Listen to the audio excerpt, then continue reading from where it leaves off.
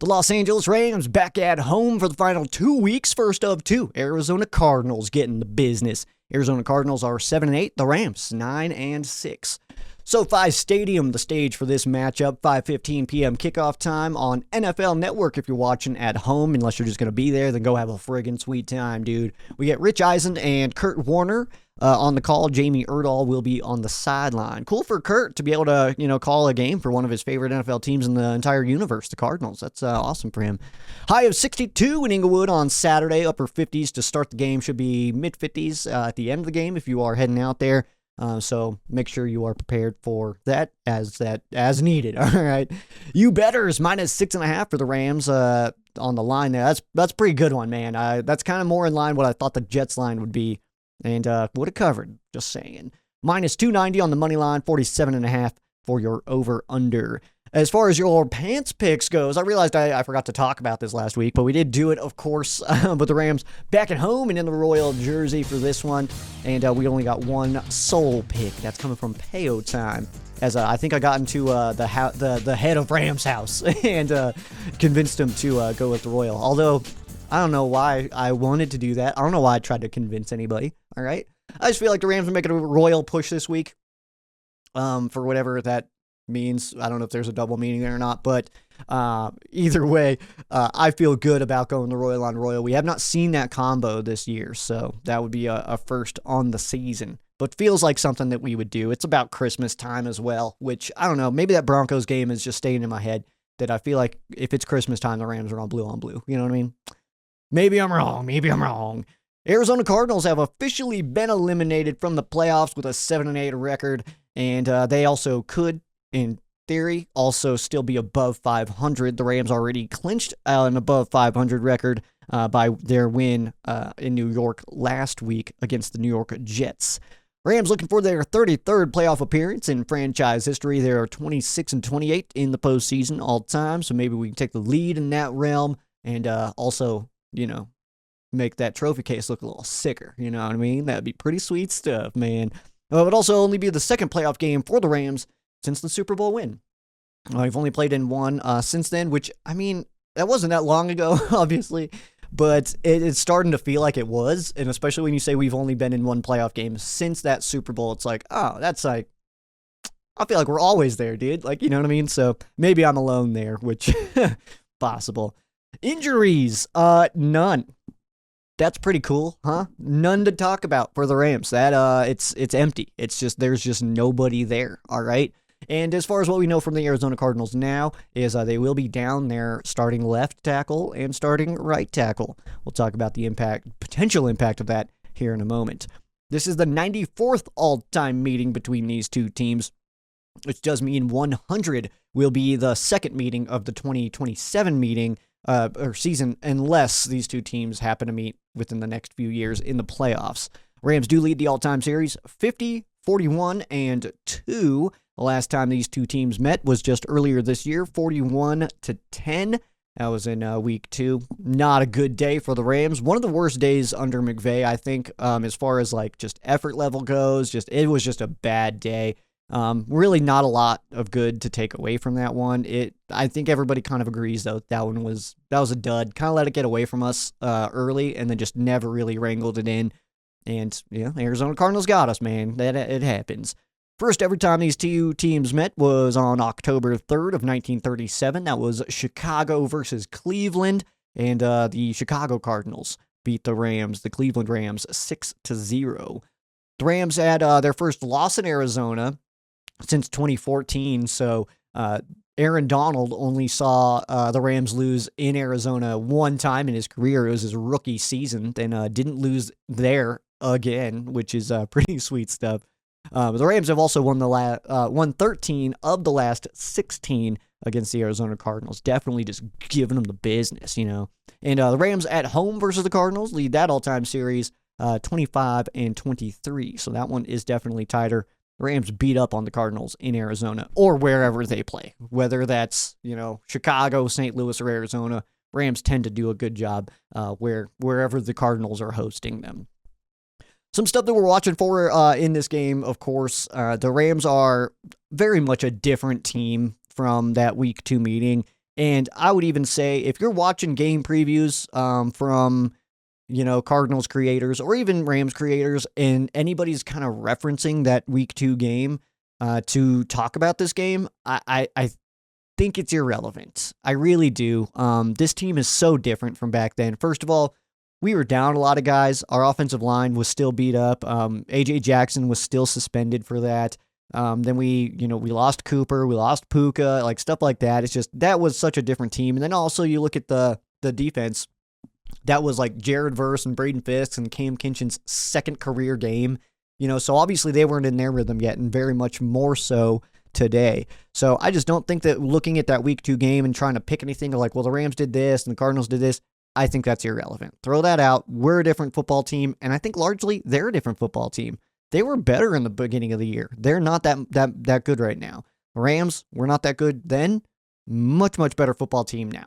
You know what I mean? So I think that just needs to be put away. That doesn't matter. You know what I mean? Let's take a look at the matchup in this one. We'll start with the Rams offense going against the Cardinals defense. The Arizona Cardinals are 20th in total defense going against the 16th ranked total offense coming out of the Rams. These numbers here, passing for the Rams, have definitely dropped over the last few weeks as not high-flying passing action in San Fran or taking on the Jets. 13th right now in total passing yards. Going against the 12th ranked pass defense in Arizona. Running the ball is where the Rams have definitely been improving. Up to now 107.5. That's 20th in the league, going against the 22nd ranked run defense for the Cardinals. Points being put up a game. Rams doing almost 22 a game. That's 18th in the league. And the Cardinals giving up almost 23, tied for 14th. And on third down conversion, the Rams are converting 36.6, tied for 23rd in the NFL. And the Cardinals giving up, not too far from half of their third downs to their opponents. That's tied for 28th. So obviously something to look out for there. The Rams have done a great job in getting more first downs than their opponent the last few weeks. I think it was San Fran, I believe we had the same, but we had a good stretch there of having more first downs than our opponent. I think Philly was the one that got us most recently as far as actively outnumbering us. San Fran was a wash, so there's that part of it. Rams have only thrown for more than 200 passing yards in the last only once in the last 5 games, but are 4-1 during that stretch. In that same stretch, the Rams' only loss was the game that they didn't rush for more than 100 yards. So those running numbers definitely come into play. And when you get to, late November and into December and going into January, you got to be able to run the football. I think everybody kind of knows that. And right now, good news, Kyren Williams in that offensive line, they're doing an awesome job running the ball. It would be nice to have a little bit more of a compliment in the passing game. Matthew Stafford coming off of a 110 day. That's pretty rough. That kind of feels like those days that we used to see the Rams quarterbacks be like Kyle Bowler and stuff like that. And we were just like, I don't know if he's going to complete these. Like, who knows?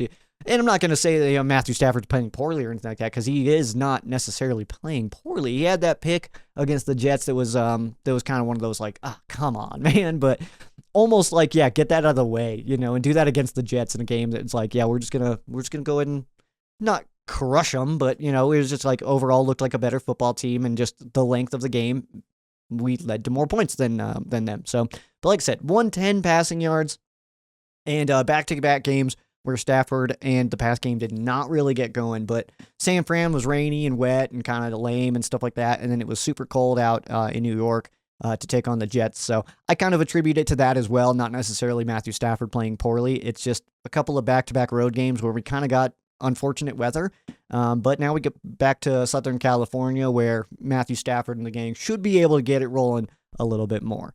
The Cardinals coming off of a rough day against the run as they gave up 243 to the Carolina Panthers last week, who are not playing bad football right now, kind of playing some spoiler action right now, but they're playing decent actually to end the season. Should maybe potentially carry over into next year as far as what their offseason looks like. This is not Panther Showcase though, so we don't need to talk about them.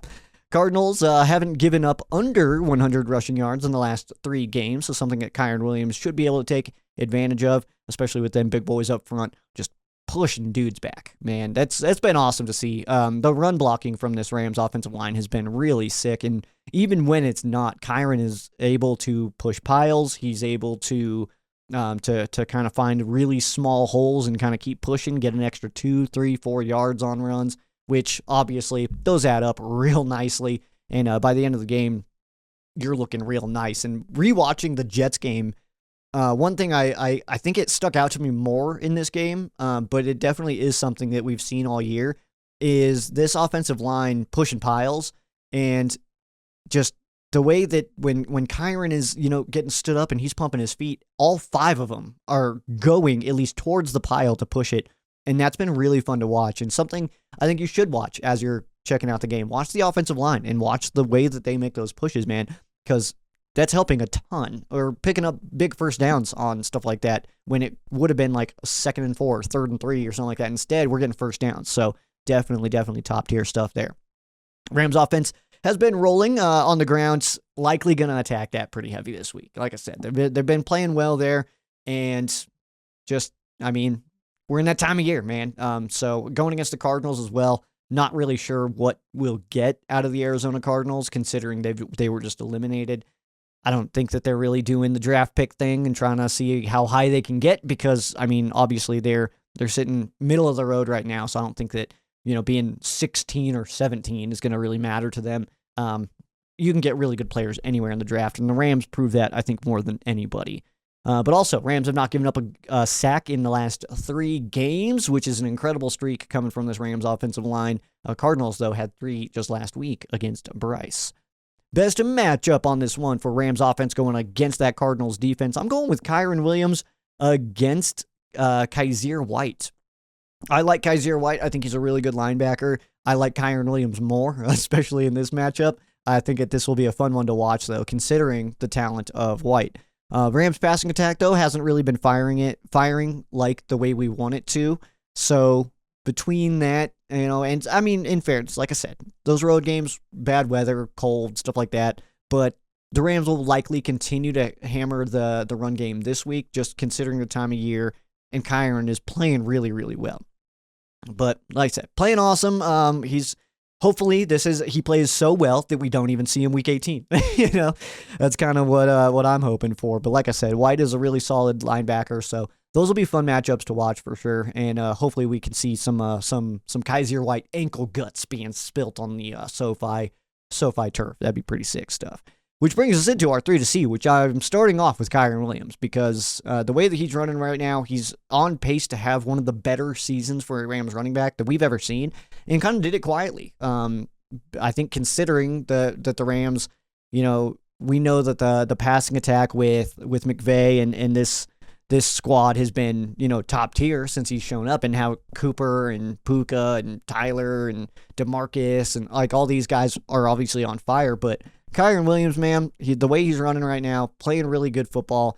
We'll talk about some milestones here in a moment that, he's really doing. He is having one of the better seasons we've ever seen from a Rams running back, which is really cool. I don't know if you know this, the Rams have had some pretty sick running backs in their time. So good news for K-Dub, who's killing it right now. But no reason to get overly excited to be overly excited about what the Rams' game plan will be in this one, considering it just feels like get the win and get out. And Kyron running the ball feels like that'll be hit pretty heavy. Tyler Higbee will go next here. Big Rig Higgs, making it into the end zone last week, absolutely top tier. Even on Steve Avila's mic'd up, even the way that they all lose their minds when Higbee gets in, so sick. We did it also at the bar. We just lost our minds, and it was so cool because it was one of those plays too where I didn't think he was going to get in. And then as he does, then you see the replay and you see he really did get in. It was just we lost our minds. It was super, super cool, man. But we could already feel his presence. You can already feel that Big Rig Higgs energy into the offense, which is rather exciting. And something of note, and it feels like it was a lot more, but only played in 27% of the Rams' offensive snaps last week. Feels like more, which shows you exactly the impact that he has. So now that he's back into the rhythm, that 27% probably creeping closer to 50 this week, if I had to guess, if not a little bit higher, depending on how the game's going, of course. And then obviously as we get into the playoffs, he's going to be full go, which is rather exciting stuff. But only 27%, but had a really big impact in that game. So that's good news. Next up here, I'm going to go with Puka Nacua.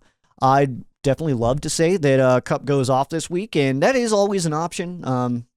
Cooper Kupp is always in a position to potentially just go off on a team. So then a team like the Cardinals as well, that can certainly happen. But I'm going Puka here because, let's face it, he's the guy right now.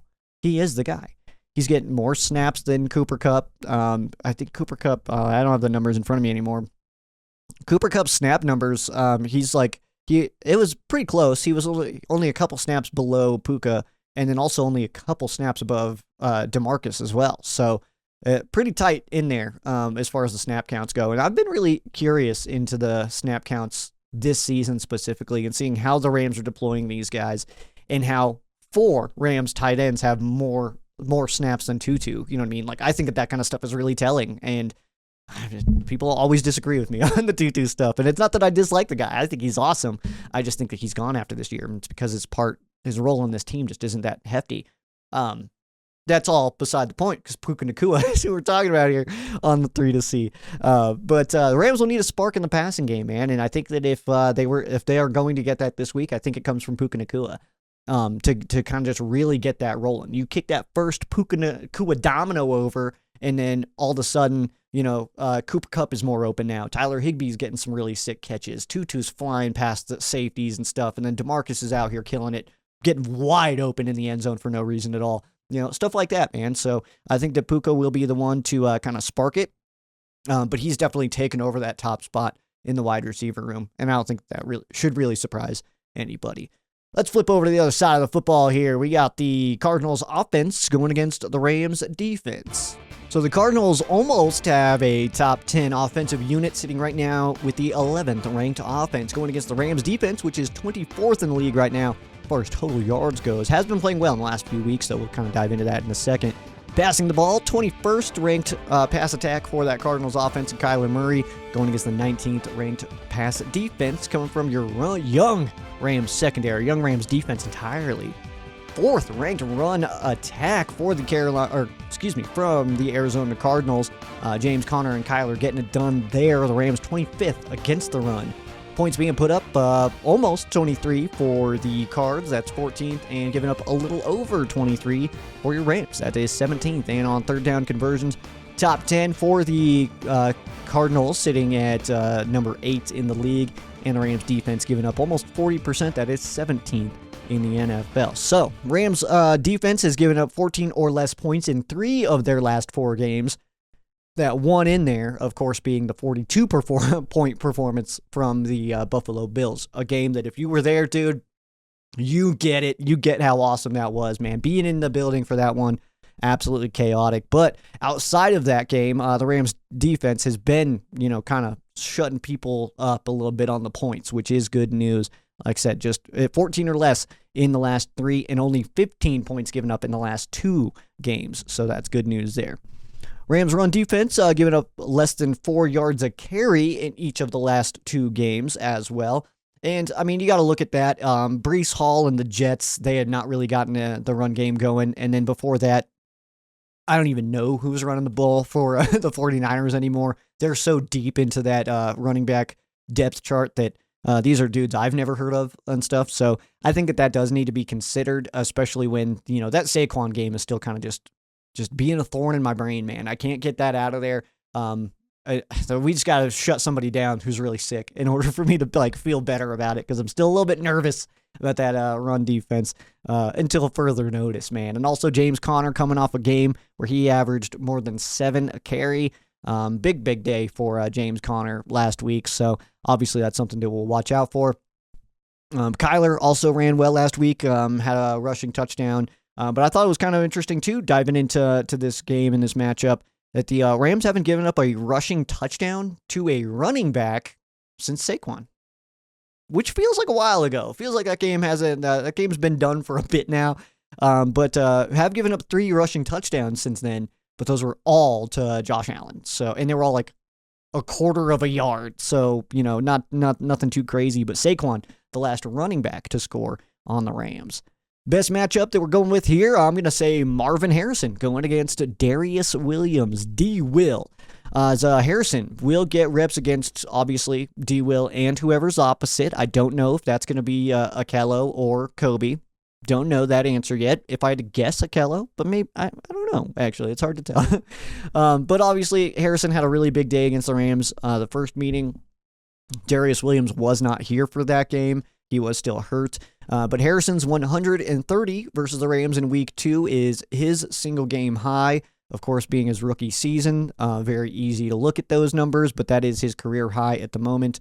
And also his only multi-touchdown game of the season. Also, the highest yards per catch average he's had on the season. 32.5, though. He did that 130 on just 4 catches. So, obviously, kind of just let it get away from us a little bit. Maybe just didn't have a good game plan for Marvin Harrison. So I'm looking for D-Will to show up in this matchup specifically, put the Rams in a better situation to kind of control that outcome a little bit more. But D-Will's too experienced to let that happen to the Rams again. And then also we didn't have Akello at that time as well. So I'm feeling pretty decent about it. Marvin Harrison, I think, is good. I have not seen yet anything that would tell me that he's on the same level of his dad, who I watched, who many of us have watched. But I don't want to say that he can't get there, but he's not right now. But he's a rookie, so, either way, though, I like our corners going against Marvin Harrison for this one, considering we didn't have these guys in the week 2 matchup. Speaking of, when we get into our 3 to C, we're going to start with Akello Witherspoon, as, he'll also be an important one in this one. But Witherspoon has played really well the last few weeks, and he started the last 2 games for the Rams, played really, really well against San Fran, and just played well, I would say, against New York. He had a few plays where I think the Rams fan base kind of was getting a little nervous, and I know a lot of people took to social media to share their displeasure in Witherspoon. But then he also had like a bunch of really good plays, so I don't know, man. I think everybody kind of jumps too quick to conclusions. You're not going to win every rep, and just because somebody loses a rep does not mean they're a bad player. Does not mean they're trash. Doesn't mean we need to trade them or bench them or anything like that. You're not going to win every rep. We're playing against pros too. Those guys are paid also, man. Like those guys also have the same goals as we do, is win, So I think that the reaction sometimes goes a little too hot. Witherspoon is playing really good ball though. And again, I'm not sure if 4 will start this week over Kobe. But either way, this will be a good matchup to watch with the Rams going against those weapons out there for the Arizona Cardinals. Next up on the 3 to C, I'm going with a combo pack here. And specifically, Jared Verse and Byron Young. I'm going with them as a combo here for a few reasons. So Byron Young, he has no sacks in the last 4 games. And in fact, or is it 5 games? I think I miswrote that, actually. His most recent sack was the safety that he got to end the game against the Minnesota Vikings. That's his most recent sack. Jared Verse had one last week, but 1 sack in the last 6 games. So these guys, numbers-wise, have not necessarily been on fire. Kobe has been playing cleanup a lot in the middle of that defense, and I think that those rushers are forcing people up and then right into the hands of like Fisk and Kobe. So I think it is a little bit of a strategy that's happening, but their numbers are dwindling. And the best part about this is left tackle and right tackle starters for the Arizona Cardinals not in this game. So both of those guys should be able to kind of feast and get after Kyler. And Kyler, we know from seeing him play against the Rams so many times that you can get him. Kyler is able to get got, all right? And we're in a sweet spot to do that right now with both of his edge rushers being down, and Jared Verse and Byron Young probably getting a little bit hungry for some sacks, dude. So hopefully we see that this week. And last up, 3 to C, defensive side, I'm going to go with Cam Curl off of his first strip sack of his career, picked up by Jared Verse. That was absolutely awesome to see getting in. And you got to think for Cam Curl, man, he's going to tell that story for the rest of his life, right? Like, he's going to tell the story about how he forced a fumble. He sacked and forced a fumble on Aaron Rodgers. Like, that's super cool stuff, man. So cool for Cam. But he's also been playing really good football as the last 2 weeks he has 3 passes defended. That's 4th in the NFL during that stretch, and just kind of been all over the place right now. He's got 8 passes defended on the season. That is a career high for him. I think he's right now really starting to wiggle his way into and kind of just really solidify himself in the Rams defense. His presence is a little bit more felt lately than it has been. And he has been playing, like, he's had his flashes throughout the whole season. And I like a lot of his pops, man. He's sitting people down, which has been really good to see. But right now he's playing some really good ball as far as coverage goes. Let's take a look at some connections here. And we got former Rams who are now on the Cardinals. We'll start with punter Michael Palardi, 2015 for the Rams, and head coach Jonathan Gannon. We talk about this one every time we play him. He was a scout for the Rams, 09 to 11, so nothing too crazy there. Former Cardinals who are on the Rams, we have inside linebackers coach Greg Williams. Not that one. Different one. Some NFL connections for you here. Nothing too crazy as far as, actually, neither in the NFL and college. Nothing that super jumped out to me, but we do have a few here. So Darius Williams played in Jacksonville with wide receiver Zay Jones and defensive lineman Angelo Blackson. And Kevin Dotson played in Pittsburgh with running back James Conner. So they do know each other there. As far as college goes, Kyron Williams played at Notre Dame with running back Tony Jones and outside linebacker Julian Okwara. Cam Kinchens played at Miami with cornerback Jaden Davis. Puka Nacua played at Washington with wide receiver Andrew Basalia. I'm pretty sure is how you say that one. And I could have looked it up. Probably still could. Not gonna. Jordan Whittington played at Texas with offensive lineman Christian Jones. That is it for your connections. Nothing too crazy between these two teams here. But let's take a look at the milestones as we'll start with Matthew Stafford. Coming off of a 110 day, so nothing too crazy, but in that 110, he reached 6th most passing yards in Rams franchise history, officially passing Kurt Warner. So Matthew Stafford now officially has more passing yards as a Ram than Kurt Warner. He also reached, he tied for 4th all-time in fourth quarter comebacks in NFL history, officially tied now with Matt Ryan. Currently, he has 16th most passing yards in a single season by a Rams quarterback with 2 games to go, in fairness, and he's behind just a mix of himself, Warner, Goff, Everett, and Bulger. Bulger's in there a few times, Everett's in there a few times, Goff, Warner, and then we do have some Stafford seasons as well. And then right above Stafford, sitting in that 15th slot, is Sam Bradford, and he should be able to pass him in that situation. He should be, it's not that far. I didn't write down the exact number here, but it's not that many that he needs. He needs 3 touchdown passes to pass Bob Waterfield for 7th most in franchise history, and needs 380 passing yards to become the 10th quarterback in NFL history to hit 60,000 passing yards. Rather exciting stuff coming from Matthew Stafford right there. 380 over the next 2 weeks feels realistic, but also we're off of a 110 game. And before that was like a 130-something game, so not a guarantee, but very real that can happen. We're at home now, not playing in terrible weather in Santa Clara and the super cold in East Rutherford. Next up, Kyron Williams. He reached career highs in both rushing yards and rushing touchdowns, so that's rather exciting. He does continue to get better. He is currently 13th. His season right now is 13th most rushing yards in a single season by a Rams running back. He is 8 yards short of the 2018 Gurley season, which is rather exciting. I don't know if you remember that season. It was so sick. So sick for Todd and the boys there. He needs 139 yards to become the 4th running back in franchise history to hit 1,400. Yes, the 4th different running back to hit 1,400 yards for the Rams on just 139 rushing yards. Have not seen that as a Rams running back. Have not seen that since Steven Jackson, 2009. Yes, Todd Gurley did not do that.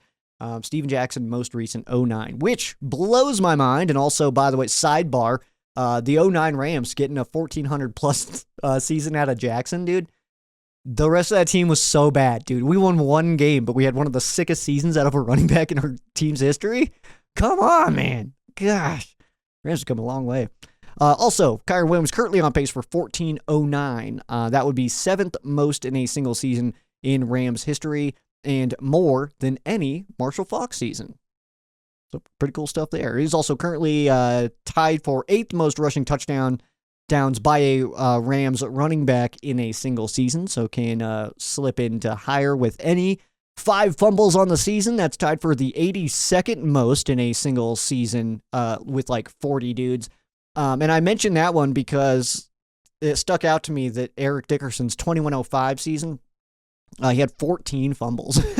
And Kyron has 5 this year, and we're like, get rid of this clown. And like, and it's like, well, maybe just relax a little bit. 14? I mean, that's a lot of fumbles, dude. So, and also we know that is like one of the sickest seasons in like NFL history out of any running back. And 14 of them, 14 fumbles. That's almost won a game. Kyron's had 5, and we're like, get this clown out of here.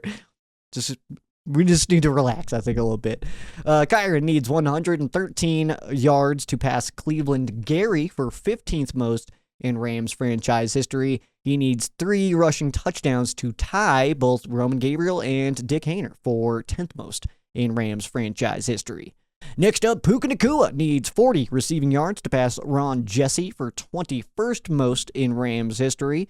Tyler Higbee reached 13th in receiving yards in franchise history, passing Bob Boyd, and now is tied with Robert Woods for 14th most receiving touchdowns in franchise history. Bobby Trees getting the mention here. Love to see it.